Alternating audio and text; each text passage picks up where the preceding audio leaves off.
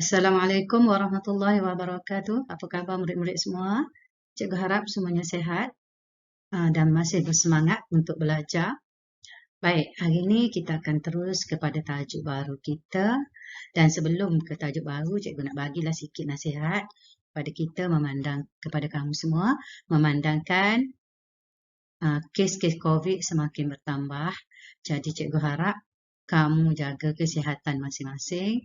Caranya, jangan pergi berjalan ke mana-mana lah. Duduk kat rumah elok-elok, belajar baik-baik, baca Quran, belajar mengaji. Okey, tolong ibu bapa dan jangan bergaduh dengan adik-adik. Dengan adik-beradik kita jangan bergaduh, sebab kalau kita bergaduh dengan adik-beradik kita, kesian mak ayah kita sebab kena selesaikan hak kita. Baik, kita akan terus ke tajuk kita. Okey, hari ini kita akan masuk tajuk baru iaitu unit 10. Tajuk kita ialah asas binaan. Sebelum kita meneruskan pembelajaran kita hari ini, kita tengok dulu teks pada muka surat 89. Okey, unit 10, kita baca dulu. Asas binaan.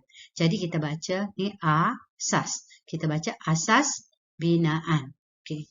Kita baca, saya menggunakan bongkah-bongkah kayu untuk membina istana. Okey, ini yang murid perempuan ni kata. Okey, budak lelaki ni kata apa pula? Saya pula menggunakan bentuk asas ini untuk membentuk ekor ikan. Baik, kat sini dia kata, okey, murid perempuan ni kata dia guna bongkah kayu. Manakala murid lelaki ni kata dia guna bentuk asas. Maka kat sini sebenarnya ada perbezaan antara bongkah dengan bentuk. Baik, sekarang kita tengok. Bagaimanakah bentuk-bentuk asas di atas dapat digunakan untuk membina model istana dan model ikan. Baik, sekarang model istana yang ini, ia adalah bentuk 3 dimensi. Maknanya dia ada tinggi, dia ada panjang, dia ada lebar dan dia ada tinggi. Manakala ini adalah bentuk asas yang digunakan untuk membuat ekor ikan ni. Okey, ini contoh. Ini adalah bentuk 2D yang kita akan belajar nanti. Baik, kita teruskan ke pembelajaran kita. Okey, bentuk-bentuk asas yang kita pelajari terdiri daripada 4 bentuk utama, iaitu segi empat sama yang merah ni, segi empat tepat yang hijau ni, segitiga yang biru ni dan bulatan yang berwarna ungu. Baik, apa itu maksud bentuk? Bentuk-bentuk asas ni ia mempunyai sisi lurus atau sisi melengkung dan juga mempunyai bucu atau tiada bucu. Macam bulatan ni tak ada bucu. Baik, apa yang dikatakan sisi lurus? Sisi lurus ini, ni, yang panjang sebelah ni. Ini panjang dan bagi segi empat tepat ni, sisi lurus dia ada 2 sisi lurus yang sama panjang. Dan yang dia ada 4 sisi lurus semua, tapi 2 sisi lurus masing-masing yang bertentangan mempunyai panjang yang sama. Maknanya yang ini sama dengan yang ini, sisi lurus yang ini sama dengan sisi lurus yang ini. Bagi segi empat sama, ia ada 4 juga sisi lurus dan semua sisi lurus dia adalah sama panjang. Bagi segitiga, sisi lurus dia yang ini dan ia mempunyai 3 sisi lurus. Sebab itu dia panggil segitiga. Baik. Bagi bulatan dia tidak ada sisi lurus, tapi ini adalah garisan melengkung. Maka kita panggil sisi melengkung. Bagi segi empat sama, segi empat tepat dan segitiga dia ada bucu. Bucu ialah bahagian yang bercantum antara sisi dengan sisi. 2 sisi yang bertemu, dia akan membentuk bucu. Bucu ni ni. Sama kita kat rumah pun biasa panggil bucu meja, bucu kursi kan. Okey, jadi bucu ni bahagian 2 sisi yang bertemu. Baik. Okey, dalam soalan tadi dia ada tanya bagaimanakah bentuk-bentuk asas dapat digunakan untuk membina model. Model dia ialah istana pasir tadi. Yang ditanya bentuk dan bongkah kan. Tapi kita nak belajar hari ni bentuk dulu. Okey, apa itu bentuk? Bentuk asas yang disusun secara terancang akan menghasilkan rupa atau imej yang dikehendaki. Okey. Bila bentuk asas ni Bila bentuk asas ni ada beberapa bentuk, iaitu segi empat sama, segi empat tepat, segi tiga dan bulatan. Okey. Jadi bentuk asas apabila kita susun secara terancang, ia akan menghasilkan rupa atau imej yang dikehendaki. Contoh, ini imej kita nampak gambar ni ialah bila sebut imej tu gambar lah. Gambar ni kita nampak macam ikan lah kan. Tapi sebenarnya ia menggabungkan ataupun menyusun beberapa bentuk asas, iaitu segitiga dan bulatan. Manakala untuk gambar rumah, matahari dan pokok serta lori ni, kita gunakan beberapa bentuk asas seperti segi empat sama, segi empat tepat, segitiga dan bulatan. Jadi kita akan guna yang ini. Sama juga dengan model, traktor lah ni. Model traktor ni guna segi empat tepat, segi empat sama, segi empat tepat, segitiga dan juga bulatan, banyak lagi.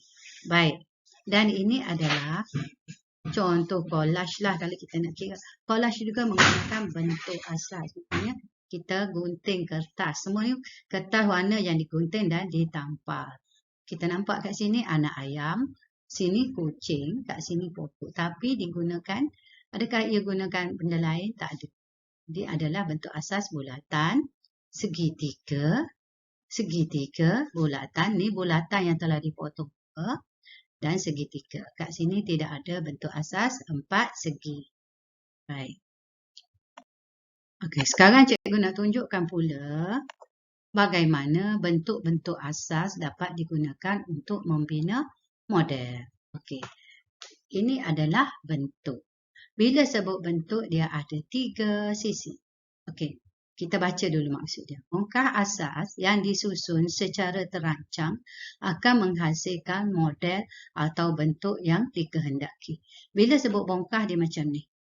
Dia ada tiga dimensi, makna tiga bahagian yang kita boleh lihat dia.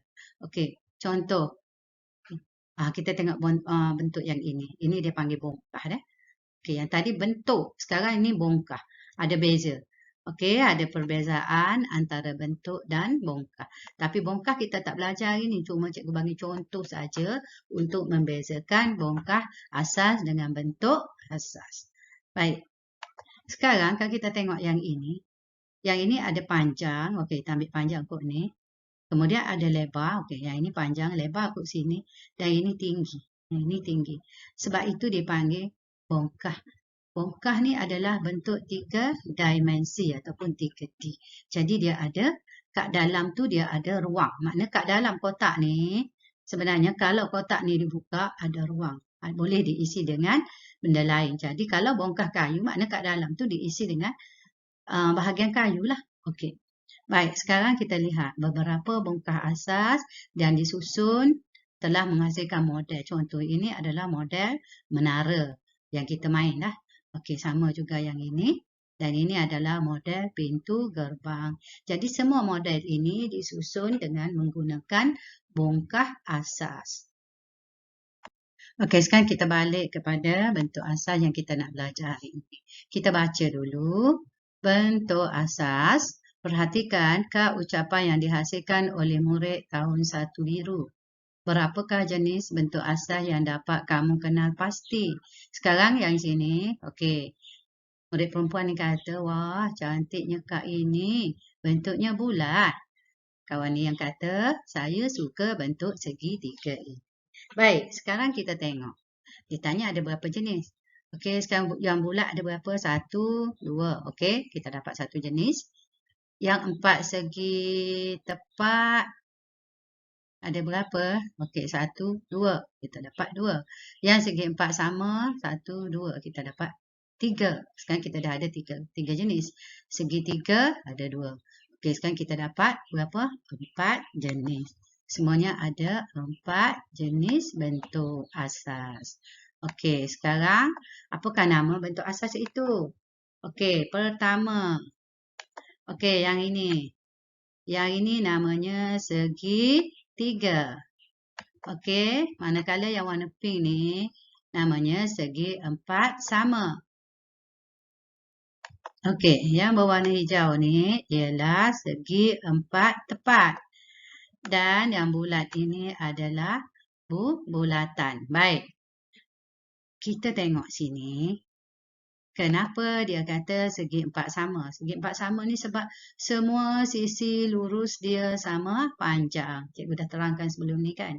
Dan ini segi 4 tepat, dua sisi bertentangan adalah sama panjang. Bulatan hanya ada sisi melengkung. Baik, soalan tanya. Perhatikan objek di sekitar kamu. Apakah bentuk asas yang digunakan? Baik, kita tengok. Okey, sekarang ini adalah bentuk-bentuk asas objek di sekitar kita.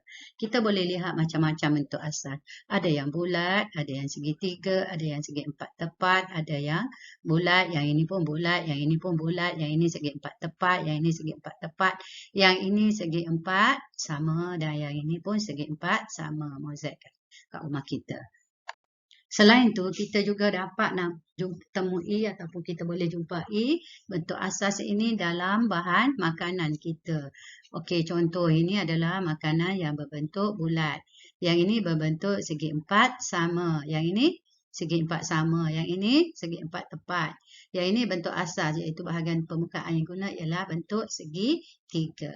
Yang ini bulatan. Yang ini bentuk segi 3. Yang ini pula bentuk apa? Bentuk segitiga. Yang ini juga bentuk segitiga. Yang ini juga bentuk segitiga. Jadi semua bentuk keempat-empat jenis bentuk asas ada dah kan? Kat sini. Ada bulat, segi 4 sama, segi 4 tepat dan segi 3. Banyak contoh cikgu bagi segitiga. Okey, bentuk-bentuk asas juga kita boleh temui dalam alat tulis kita. Jadi, contoh. Apakah alat-alat tulis yang menggunakan bentuk asas? Yang pertama, okey, ini adalah pengasas pensel. Bentuk asas dia ialah bentuk asas dia ialah bentuk bulatan. Okey, yang kedua, ini adalah pemadam. Ia mempunyai bentuk asas. Ni ikut sebelah sini itu segi 4 tepat. Okey, ini adalah pengasas pensel yang berbentuk segi 4 tepat juga. Okey, ini adalah jangka sudut yang digunakan oleh abang-abang kita di sekolah menengah yang berbentuk bulat. Okey, ini adalah pengasas pensel lagi yang berbentuk 3 segi.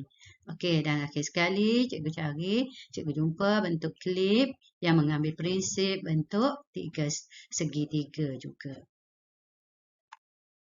Okey, sekarang kita nak lihat bentuk asas yang terdapat pada kenderaan. Apakah bentuk asas yang terdapat pada kenderaan? Pertama, bentuk bulatan terdapat pada bahagian tayar. Okey, kedua, ini lampu kat tengah kat dalam tu berbentuk bulat. Okey, seterusnya, okey, ini kat nombor plate dia, dekat nombor pendaftaran dia ataupun nombor plate kereta, ini berbentuk 4 segi tepat.